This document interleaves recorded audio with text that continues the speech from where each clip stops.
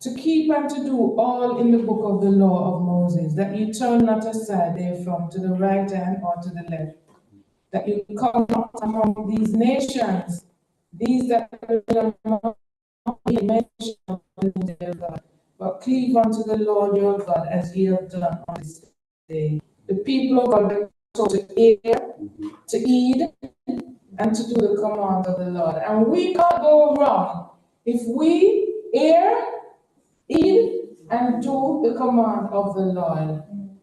So it doesn't make sense we read the word, Sister Organ. It don't make sense we just read it or hear it and we don't heed it. We must take heed to the word of the Lord. Amen? Amen. Complete devotion to God was expected. The history of Israel is a repeated pattern of turning to other gods and rejecting the Lord's command. Although they said they're going to stick to God, but the mouth lets them make to say anything. And they said that they're going to stick to God and reject other gods. But did they always keep the promise? No, as time goes on, they just change. They just go back to their old self. And to be honest, we are like that too, you know. We say we're not going to do so and so, and a few little years down the line, you see we start doing it. And we compromise, and it don't look too bad anymore. But we must hear, heed, and what was the other one? Do the command of the Lord. So how does this apply to us today as followers of Christ? Now, I like to teach and discussion. So we've heard that the people turn to other gods, rejecting the Lord's command. How does this apply to us today as followers of Christ? I believe nothing is new, and you look to prophecies when the people disobeyed God. He said, I will destroy you. And so therefore, if nothing is new, when we disobey our God, we're a new generation, we will be destroyed. That's all. Okay. Now, in your response to the word, it has a little section. On page 18, it has a little section response to the word. Those of you who have your books, it says, in Christian organizations, we have the assurance that the same God who provided one effective leader can also call and send the next. Do you agree with that? God sent some leaders.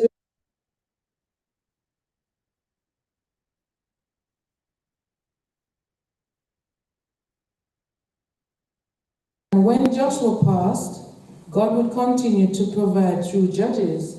However, the key to Israel's success would be their commitment to God, regardless of who the leader was. Now, in some churches, you know, I don't say our church, but in some churches, people follow the leader. And as they change the leader, they're gone.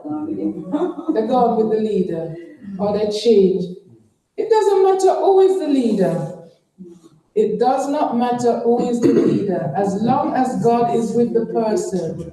I've seen in churches where they've written letters, like say, to the overseer to have to strike, and we're not going to accept this pastor. They do that, right? But as I said, God would continue to provide through judges. However, the key to Israel's success would be their commitment to God. So it's not commitment to the leader, because guess what? We have seen time and time again that leaders have failed. They are humans, and we must support our leaders. I heard someone teach it the other day that we must, I think it was Sister Juliet, support our leaders. Amen? Yes.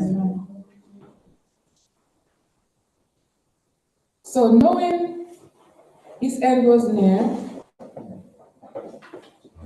he called for the tribal leaders, right?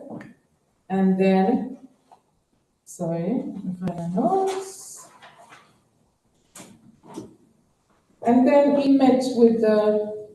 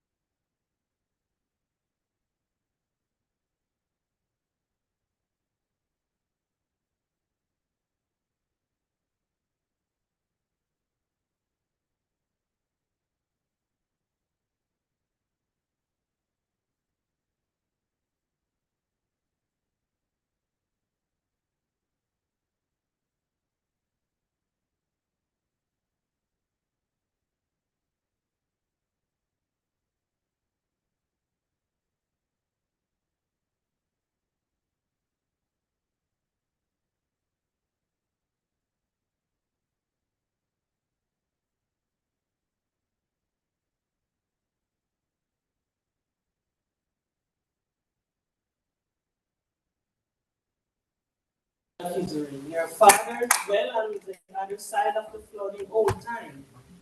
Even Terah, the father of Abraham and the father of Nahor, they serve other gods.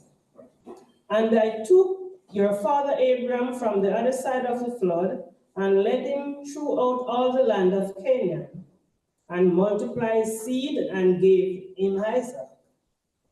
Verse 5, I sent Moses also and Aaron, and I plagued Egypt, according to that which I did among them, and afterward I brought you out. And I brought you, your fathers, out. They came unto the sea, and the Egyptians pursued after your fathers with chariots and horsemen, and the Red Sea. Verse 13, I have given you a land for which ye did not labor,